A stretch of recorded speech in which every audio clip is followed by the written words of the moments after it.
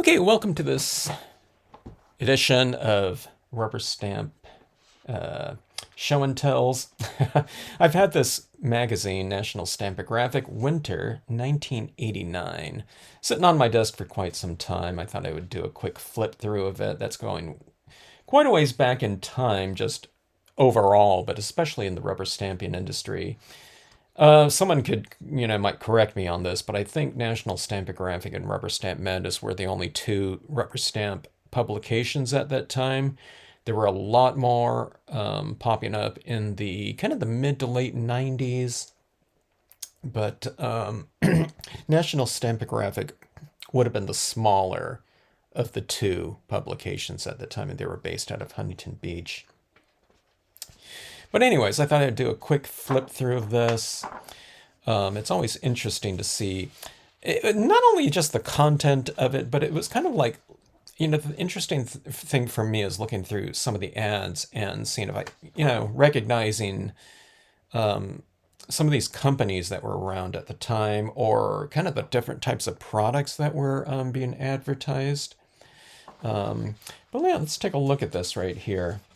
National Stampographic was based right out of Huntington Beach, and that's where I lived for so many years. I didn't know it at the time, but I did a quick little, you know, flip through of this before, filming right here. But I thought it was kind of interesting looking at this right here. So there was this company called Abracadabra, and I was really familiar with them because I worked for a stamp in the hand company from 1987 to about 91. And there was this company that was making these rainbow pads and rainbow ink pads. And that was Abracadabra. And I always thought in the years after that, it was like, I thought that was San Francisco, but then I was thinking, well, if that was San Francisco, then why was it called Abracadabra? But they explain it right here in this little article.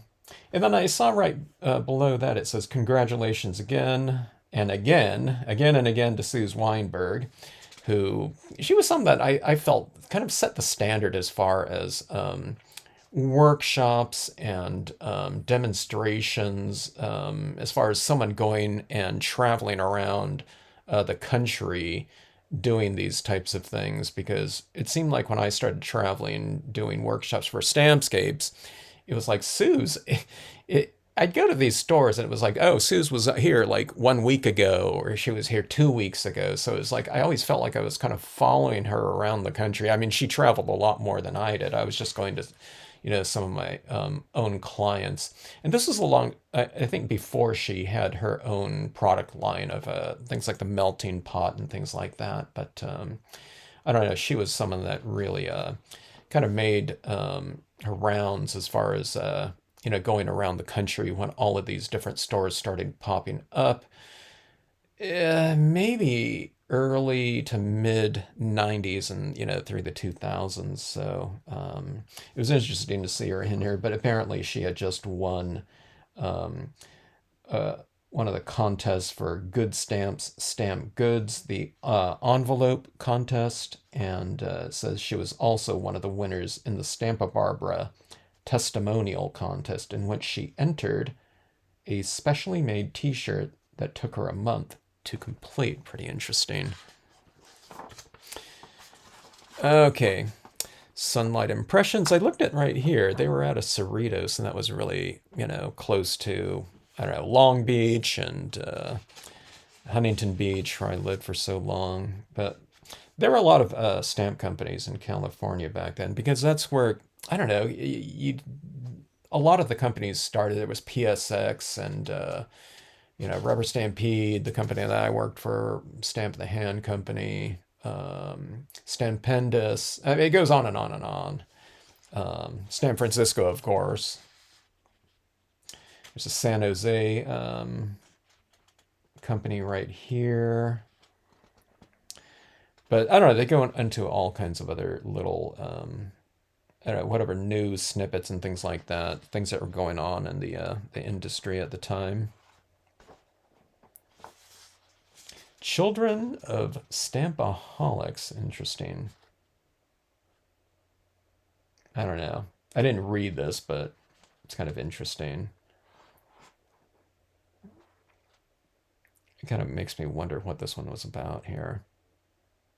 I don't know. Did the kids start using the stamps or something like that, or teaching the kids stamping, or is it about kids, you know, kind of taking this, a back seat to the stamps? I'm just joking, but you never know. Graven Images. I think I have a couple of their stamps. They were out of Tennessee. Yeah, I walked into a Stamp a Barber one time, and I don't know, there was a couple of these kind of little fun-looking devilish types of characters, and I picked up a couple of those. There are just some different types of companies out there that always kind of caught my eye when I walked into places like Stamp a Barber, who pretty much carried just about every company at the time, at least all of their more popular images. So it was like a one-stop shop for the entire industry in those stores. So and practically all rubber stamps, almost no accessories. So that, in 1989, like this, there were barely any accessories out there. There might have been those rainbow pads at the time, around 89. They might have come in a year later or something like that. But yeah, barely any accessories. There would be things like embossing powders. And then you would have these kind of more modeling, like radio control, types of heat guns at the time. There weren't like heat guns that were kind of tailor made for the rubber stamper, which would just be like changing the color of the plastic from black to something like pink or something like that we saw happen. But very few accessories in stores at the time. But look at this right here. So Stamp Pals. So people are advertising in here with their full address, okay? And I'm talking about probably what they were kind of into at the time. And you can be a pen pal with someone. Kind of interesting, putting your name out there like this. This is all pre-internet and everything like that. I started not company, but a group on Facebook called Rubber Stamping History.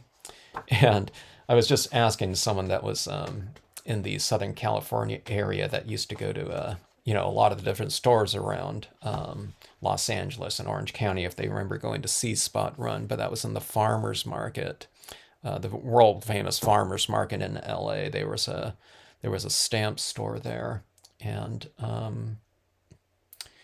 don't know, just the thought of a stamp store at the farmers market these days, or I don't know, in the last few years, kind of blows my mind thinking about how expensive a booth at the farmers market would be. Really, in the last 20 years, I don't know when they closed, but I went to that store once or twice.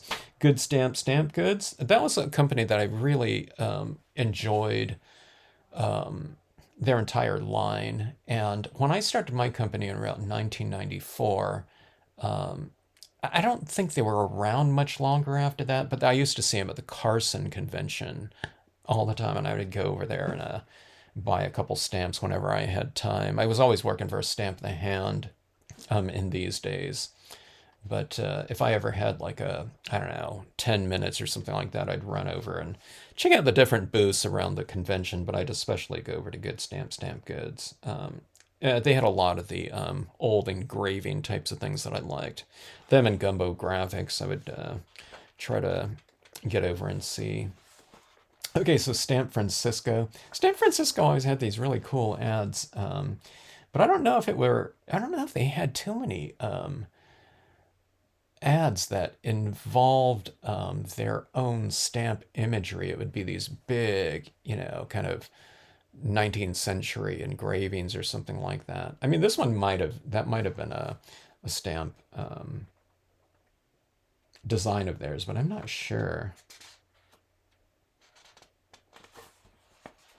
Okay, so anyways, here's this article in here. I didn't mention this, but Anatomy of an Image, Part 2, The Aesthetics of Cute. Okay, so when I'm talking about all these old engravings, there was a lot of those old 19th, 20th century engravings that came out of things like copyright free clip art books, things like that. So those would be, they were more almost like scientific renderings of certain types of imageries.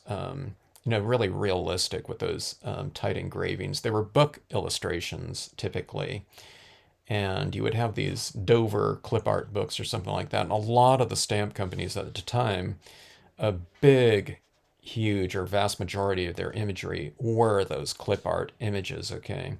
So there weren't a lot of like cute styles of images. So a lot of the kind of original art companies that would have a lot of original, they would have, an infusion of cuter styles of images. So they have anatomy of an image here. So this is in 1989, but later on in the mid 90s, there was this whole kind of article subject matter that went on in Rubber Stamp Madness that was cute versus, what was it? It was strange versus cute or something like that.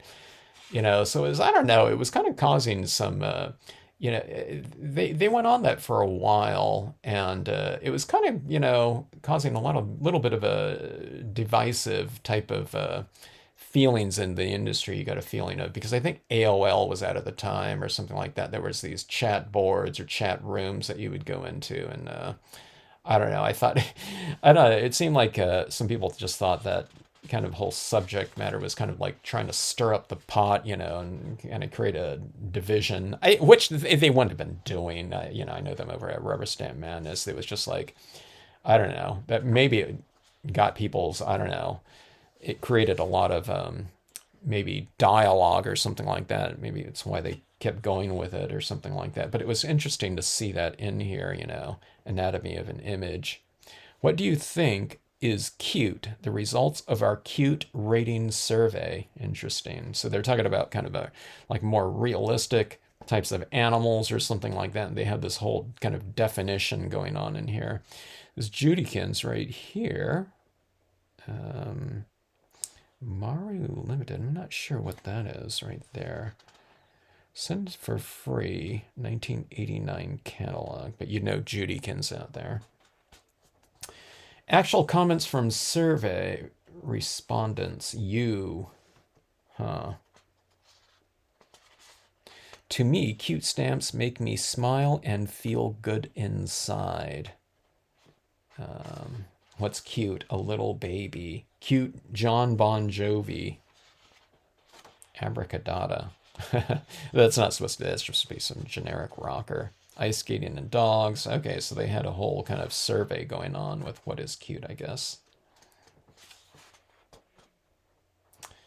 But that seems to be the main subject matter of this thing. Yeah, well, it's right on the cover there. Cute. So this is interesting to me, too. Okay, so there's Popeye here, and it's by Stampworks. Okay, so obviously a licensed line that some stamp company acquired. Okay, so I knew someone that had the Star Trek line of licensed stamps imagery. Okay, and that was Stamp Oasis. But I forgot, he told me kind of the breakdown of licensing. I think they might have had to pay some kind of fee up front, and then there might have been royalties from those images. There wasn't a huge line of it. It was like portraiture or something like that, I think. There might have been an enterprise in there or something like that. And I don't recall if there was a set of them.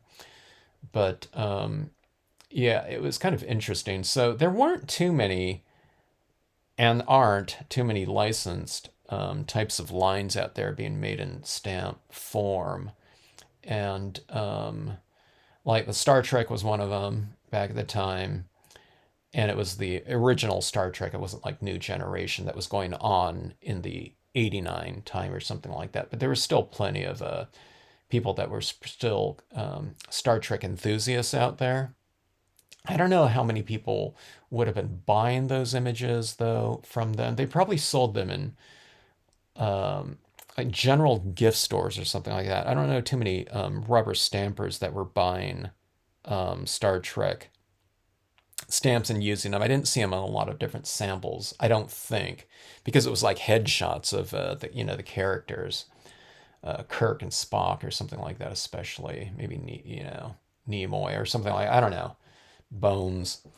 But okay, so Rubber Stampede probably had some licenses going on too. I'm sure someone had some Disney stuff at some point in time, but there were a lot of different types of things. You had to get them approved. And like I said, there was probably some royalties going on at the time. So you probably had to sell a minimum number or something like that to retain the license. You just didn't have it indefinitely. So I don't know. You didn't see that going on too often. Let's see. All Night Media. So All Night Media here. Okay, so All Night Media was one of the big rubber stamp companies. When I'm talking about like Rubber Stampede, PSX, All Night Media. I don't know. There's some other ones out there, but it was interesting seeing them advertising in this magazine at the time because these types of companies here, they really didn't bother advertising in magazines like Rubber Stamp Madness and National Stampagraphic or any of the magazines, even the bigger publication types of magazines that came out later on through the mid '90s. They might have had it in there. I'm not sure, but they were going. See, it seems like in here they're talking about. Okay, so these cute stamps, they were all $5.50. Add $2 shipping and 6% sales. They weren't retailing stamps like that after some point in time. They were just all wholesale. Okay, they weren't bothering sending out stamps to individuals. Soon after this, I'm sure, probably I don't know, early '90s or something like that, when there was enough of a network of retail stores out there, or chains started carrying rubber stamps. There weren't a lot of like big chain stores that were carrying rubber stamps at this point in time. We used to go out in this point in time too, like even in the Los Angeles area or something like that. We were doing my boss put on the different conventions 2 or 3 times a year at that time, and there was another San Jose show.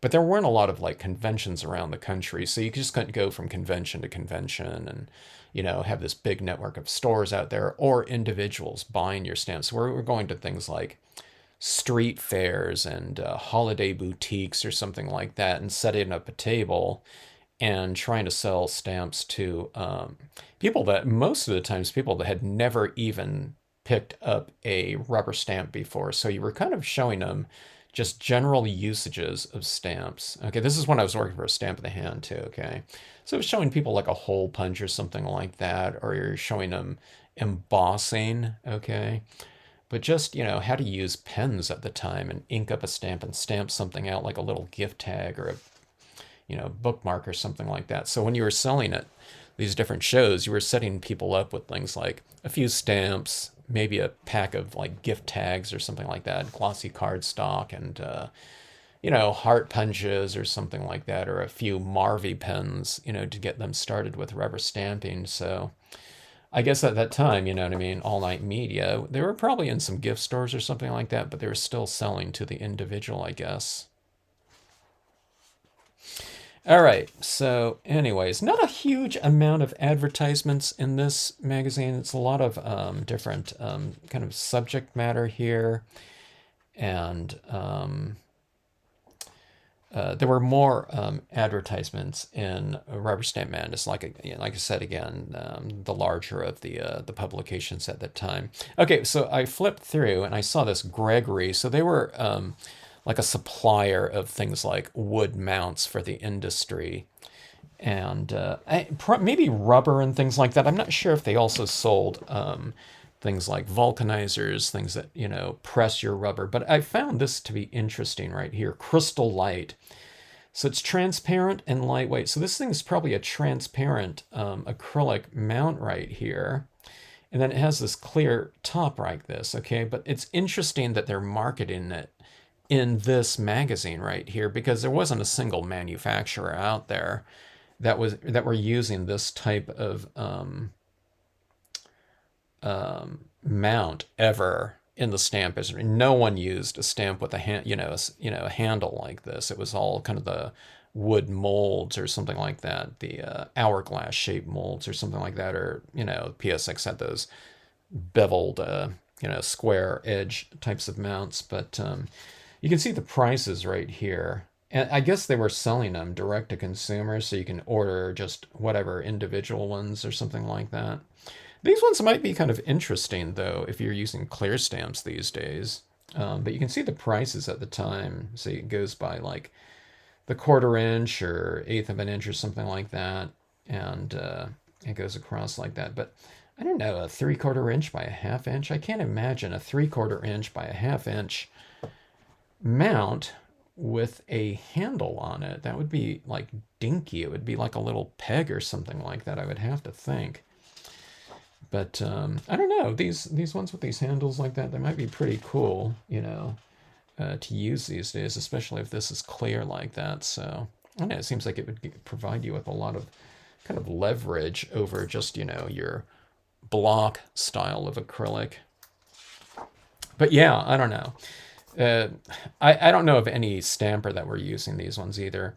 And everyone was mounting their things, so everyone would buy. If they had something like this, they would probably adhere their rubber on the base of this. It would be kind of bizarre to think about someone doing that these days, but like something like a 3 by 4 inch one, that's only like 50 cents right here. So if that was an acrylic with a handle, that's not too bad.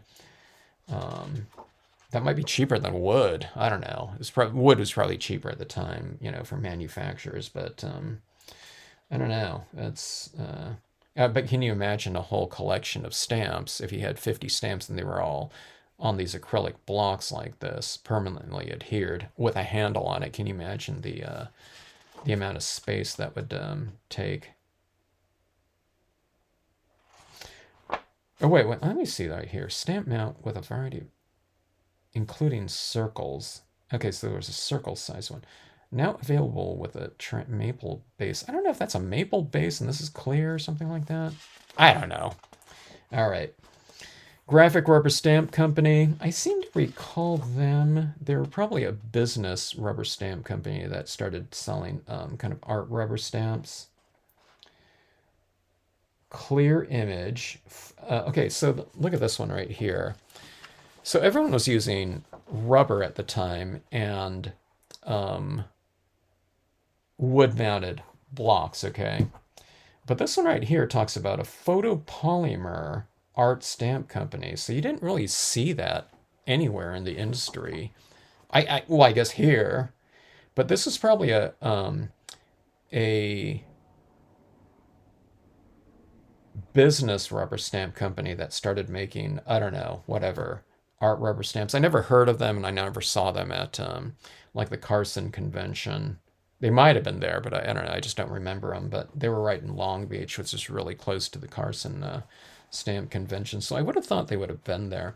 Stampendous right here. I think they later changed their name to Fun Stamps, but I knew them as Stampendous. But somewhere along the line, while I was working for a Stamp in the Hand company, they also used those old styles of stamp mounts that had this little paper kind of insert underneath this plastic kind of housing over the top of the wood, and then there was this little paper that went underneath that plastic. But they switched over to wood-mounted stamps with maybe colored mylar stickers. I always went with just black and white, but I think Fun Stamps did that. I think the first one to do that was Hero Arts.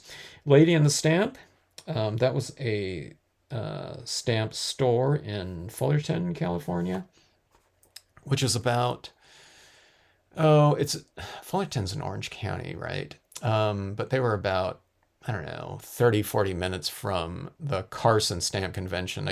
I'm saying the Carson Stamp Convention because that was like the convention at the time worldwide, okay? But Lady in the Stamp, once or twice, I think. I don't know. It might have been more than that, but they chartered like a bus for her customers to go from Fullerton over to that Carson Community Center.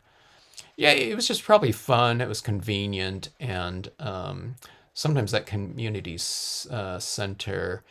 I don't know at this point in time, 1989, but in those roaring kind of mid 90s, that parking lot would get so full that there would be no place to park, and they used to have to shuttle people over from this IKEA shopping center in this shuttle bus from that parking lot over to the convention center, just a few miles away or a couple miles away.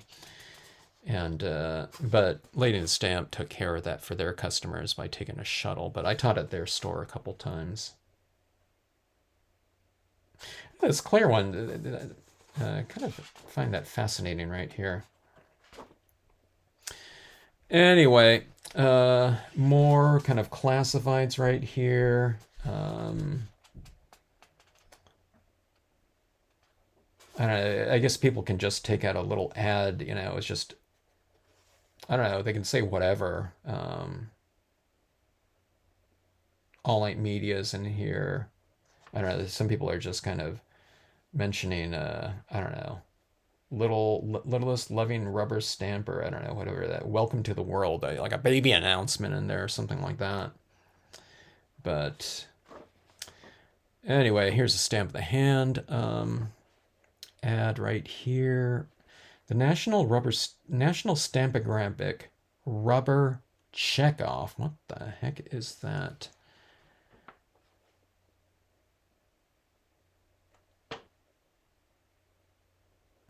Okay, the National Stampagraphic Rubber Checkoff is the place for you to display your rubber stamping artistry within the format of a bank check. So you can kind of dress up your checks, I guess, that you're writing or something like that.